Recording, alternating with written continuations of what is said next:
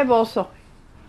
Esto es hecho en el estado de Guerrero, donde nosotros vivimos, que es en Acapulco. El rebozo es una prenda para lucirse.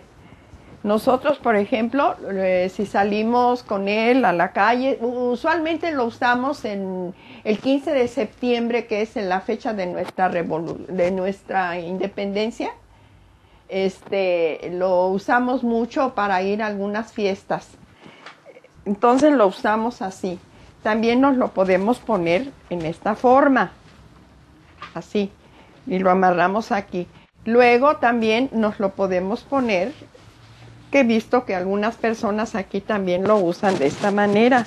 También lo usamos con algún prendedor aquí. Nuestras indígenas lo usan para cargar a sus niños, para llevarlos con ellas.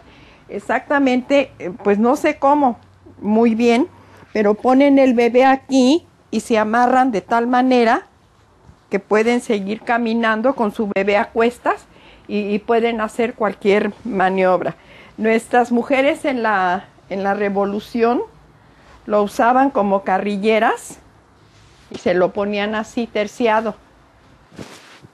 Entonces, pues hay diferentes formas de usarlo, pero son muy bonitos nuestros rebozos mexicanos.